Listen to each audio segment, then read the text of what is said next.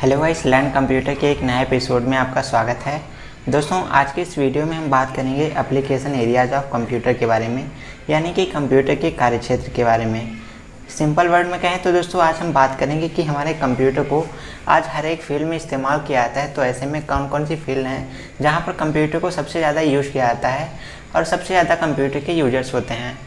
तो दोस्तों, यहाँ पर लिखा गया है, कंप्यूटर आज के युग में मानव के लिए अति महत्वपूर्ण आवश्यकता बन चुका है। बिल्कुल सही बात है दोस्तों, आज कंप्यूटर का इस्तेमाल हर एक फील्ड में होता है। सारी फील्ड में कंप्यूटर का यूज़ किया जाता है, कंप्यूटर का इस्तेमाल किया जाता है। तो इसीलिए यहाँ पर लिखा है, ये एक अति आवश्यकता बन चुका है, बहुत इंपॉर्टेंट नीड बन चुकी है। बिना कंप्यूटर के कोई काम नहीं हो पाता है। कंप्यूटर का प्रयोग आज लगभग सभी क्षेत्रों में, जैसे बैंकों में, कार्यालयों में, शिक्षा में, यातायात में, मनोरंजन में और विज्ञान आदि जैसे क्षेत्रों में किया जाता है। तो दोस्तों, आजकल कंप्यूटर इतना ज़्यादा इंपॉर्टेंट हो गया है कि उसका इस्तेमाल हर फील्ड में किया जाता है। फिर भले वो बैंक हो, कोई ऑफिस हो, या फिर एजुकेशन में, या फिर ट्रांसपोर्ट में, एंटरटेनमेंट की फील्ड में, साइंस की फील्ड में, जैसे सभी क्षेत्रों में इसका इस्तेमाल किया जाता है। इसके बाद लिखा है, आज दुनिया भर के कोने कोने में बच्चों से लेकर युवा वृद्ध सभी इसका इस्तेमाल करते हैं, सभी कंप्यूटर का प्रयोग करते हैं। बिल्कुल सही बात है दोस्तों, आज छोटे से बच्चे से लेकर बूढ़े बूढ़े व्यक्ति तक कंप्यूटर या फिर मोबाइल का इस्तेमाल करते हैं। तो दोस्तों, यहाँ पर आज हम बात करेंगे कि कंप्यूटर को कहाँ कहाँ पर यूज़ किया जाता है। तो दोस्तों, यहाँ पर लिखा है, कुछ प्रमुख कार्यक्षेत्र निम्नलिखित हैं, यानी कि कंप्यूटर को कहाँ पर यूज़ किया जाता है, उसमें से कुछ प्रमुख जो कार्यक्षेत्र हैं, कुछ एप्लीकेशन एरियाज हैं, वो निम्नलिखित हैं। तो सबसे पहले हम बात करते हैं एजुकेशन के बारे में, यानी कि इन फील्ड ऑफ एजुकेशन कंप्यूटर को कैसे यूज किया जाता है। तो यहाँ पर लिखा है, कंप्यूटर का प्रयोग शिक्षा के क्षेत्र में अत्यधिक रूप से होता है, जैसे स्कूलों में विभिन्न प्रकार के रिकॉर्ड तैयार करना, या फिर रिपोर्ट कार्ड बनाना, अटेंडेंस लेना, ऑनलाइन पढ़ाना, या फिर लैब में नए नए एक्सपेरिमेंट करना, या फिर इंटरनेट से नई नई जानकारी खोजना, प्रोजेक्ट तैयार करना आदि जैसे कार्य कंप्यूटर के द्वारा प्रमुख रूप से किए जाते हैं। बिल्कुल सही बात है दोस्तों, एजुकेशन की फील्ड में कंप्यूटर को बहुत इस्तेमाल किया जाता है। कंप्यूटर से लगभग सारे काम हम कर लेते हैं जो कि एजुकेशन की फील्ड में रिलेट करते हैं। फिर ऐसे में भले दोस्तों किसी का रिपोर्ट कार्ड तैयार करना हो, या फिर किसी तरीके का कोई डेटाबेस, कोई रिकॉर्ड तैयार करना हो, लैब में कोई भी एक्सपेरिमेंट करना हो, ऑनलाइन पढ़ाना हो, इंटरनेट का इस्तेमाल करना हो, तो इस तरीके से बहुत सारे काम हम अपने कंप्यूटर पर करते हैं। इसके बाद में दोस्तों अगले पॉइंट पर बात करते हैं, जो कि है यहाँ पर ट्रांसपोर्ट, यानी कि यातायात के क्षेत्र में। तो चलिए बात करते हैं किस तरीके से कंप्यूटर का प्रयोग यातायात के क्षेत्र में होता है। तो दोस्तों, यहाँ पर लिखा है, शहरों में ट्रैफिक को कंट्रोल करना, रेलवे या हवाई जहाज़ में रिजर्वेशन करवाना, रेल या फिर हवाई जहाज़ के विषय में विभिन्न तरीके की जानकारी प्राप्त करना, ऑनलाइन चालान करना, जैसे बहुत सारे काम कंप्यूटर की सहायता से किए जाते हैं। दोस्तों, यातायात के क्षेत्र में भी कंप्यूटर का बहुत इस्तेमाल किया जाता है।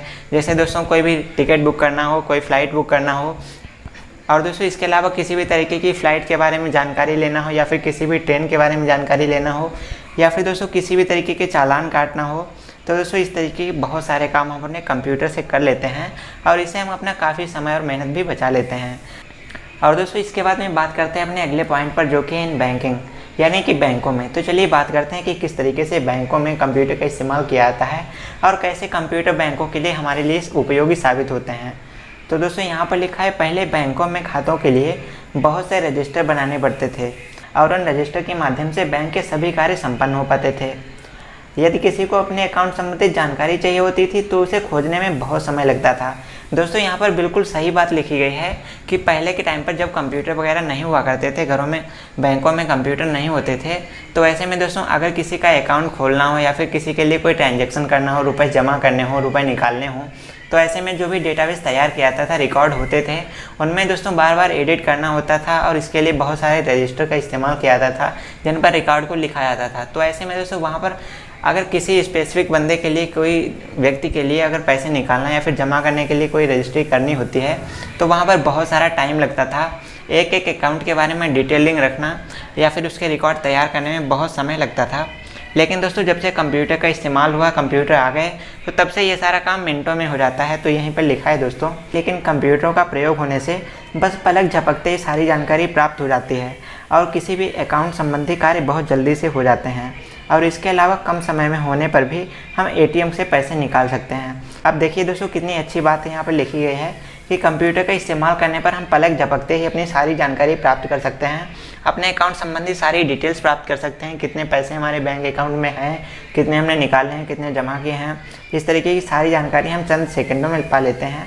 इसके अलावा जितने भी काम होते हैं हमारे अकाउंट संबंधी वो सारे कर लेते हैं। जैसे अकाउंट खोलना है, अकाउंट में कोई भी एडिटिंग करनी है, तो ये सारे काम कर लेते हैं। और दोस्तों इसके अलावा अगर आपको पैसे की ज़रूरत है, आप बैंक नहीं जा सकते, आपके पास टाइम नहीं है, तो ऐसे में आप ATM का इस्तेमाल करके भी अपने पैसे निकाल सकते हैं। तो दोस्तों अपने कंप्यूटर का इस्तेमाल करके बैंकिंग की फील्ड में बहुत बड़ा सहयोग मिलता है, या हमारे कंप्यूटर बैंकों के लिए बहुत उपयोगी साबित होते हैं। तो दोस्तों आज का ये वीडियो आपको कैसा लग रहा है कमेंट करके ज़रूर बताना।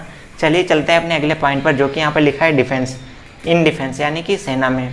तो चलिए बात करते हैं कि सेना में कंप्यूटर का इस्तेमाल किस तरीके से होता है। तो गाइस यहाँ पर लिखा है दुश्मनों के ठिकानों का पता लगाना। कोई दुश्मन का वायुयान अगर सीमा के अंदर प्रवेश करता है तो रडार की सहायता से उसका पता लगाना, या फिर नई नई मिसाइलें और आधुनिक हथियार तैयार करना, जैसे कई प्रकार के कार्य हमारे कंप्यूटर से किए जाते हैं। बिल्कुल सही बात है दोस्तों, डिफेंस के क्षेत्र में भी कंप्यूटर बहुत उपयोगी साबित होते हैं। कंप्यूटर की सहायता से हम दुश्मनों के ठिकानों का पता लगा सकते हैं। अगर कोई उनका हवाई जहाज हमारे बॉर्डर में प्रवेश करता है, इंटर करता है, तो रडार की सहायता से हम उसका भी पता लगा सकते हैं। इसके अलावा नई नई मिसाइलें लॉन्च करना, और इसके अलावा दोस्तों नए नए औजार तैयार करना, जैसे कई सारे काम हम अपने कंप्यूटर पर कर लेते हैं। तो ऐसे में सेना के क्षेत्र में कंप्यूटर बहुत उपयोगी साबित होते हैं। इसके बाद में दोस्तों बात करते हैं अगले पॉइंट के बारे में, जो कि यहाँ पर लिखा है 5वां है, जो कि है इन मेडिकल साइंस यानी कि चिकित्सा के क्षेत्र में। तो चिकित्सा के क्षेत्र में भी कंप्यूटर बहुत उपयोगी साबित होते हैं। चलिए जानते हैं इसके बारे में। तो यहाँ पर लिखा है कंप्यूटर का प्रयोग कर आज बड़े बड़े ऑपरेशन चुटकियों में हो जाते हैं। इसके अलावा नई नई दवाइयाँ बनाना, बीमारियों का पता लगाना आदि कार्य कंप्यूटर की सहायता से किए जाते हैं।